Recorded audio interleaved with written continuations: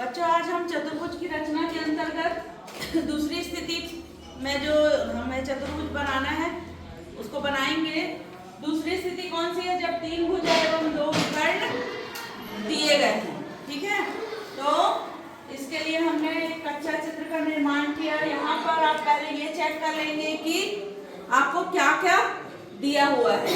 यहाँ लगातार जो शीट्स हैं AB, AD और DC, ये जो तीनों दिए हैं ये भुजा है और हमें दो विकर्ण दिए हुए हैं। तो इन मापों के आधार पर हमने एक कच्चे चित्र का निर्माण कर लिया।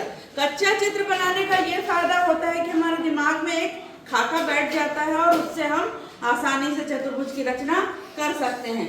चित्र के में हमने जो माप दी गई है वो माप को आप लिख देंगे। उसके बाद पक्का चित्र बनाने के लिए हम क्या करेंगे? पहले आधार की रचना करेंगे। AB बराबर 4 सेंटीमीटर स्केल की सहायता से आप लाइन खींच लेंगे। सभी लोग करेंगे। फिर हमने जब पिछले वाले चतुर्भुज की रचना की थी तो क्या किया था?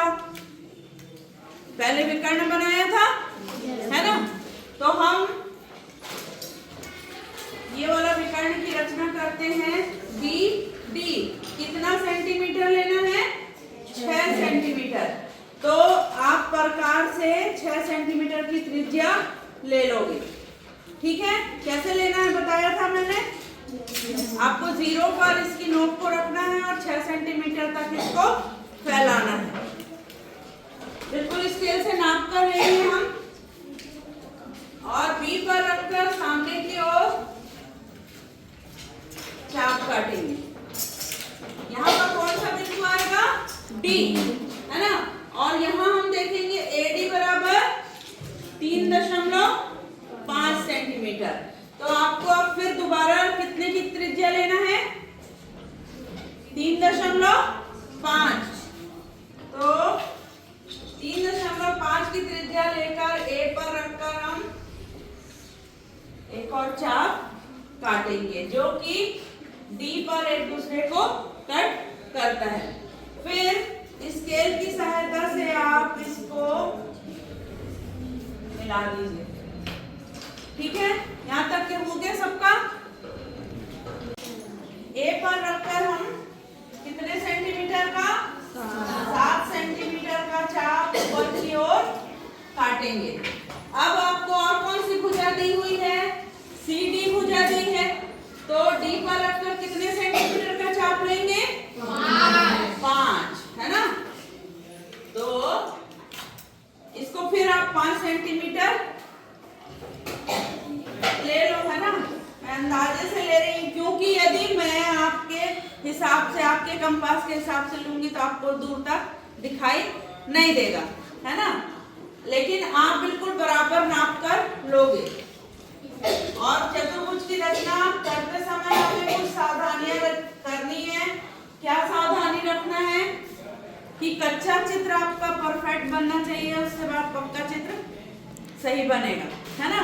आपने वर्ग की रचना की और आपका बन रहा है देखो इस तरह का चतुर्भुज, तो हमारे दिमाग में थोड़ा सा गड़बड़ाएगा। और दूसरी चीज, पेंसिल की नोक एकदम शार्प होना चाहिए, बराबर नाप लेकर करोगे। ठीक है, अब ये वाला जो कटान बिंदु है इसको क्या करेंगे हम? ये कौन सा बिंदु है? C। इसको स्केल से ही मिलाओगे। मैडम हाथ से मिला रही करके हम भी हाथ से नहीं मिलाएंगे। ठीक है, और AC। तो ये इस तरह से हमारा चतुर्भुज बन जाएगा। अब रचना के पद लिखना बहुत ज्यादा अनिवार्य है।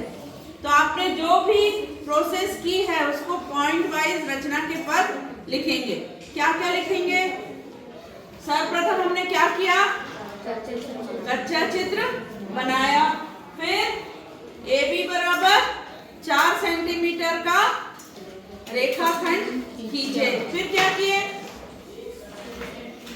आप जो भी कर रहे हो उसको अपने शब्दों में लिखो। कोई जरूरी नहीं है कि हम बुक की भाषा लिखें। अगर आप अपने शब्दों में भी सही लिख रहे हो तो आपको पूरे मार्क्स मिलेंगे।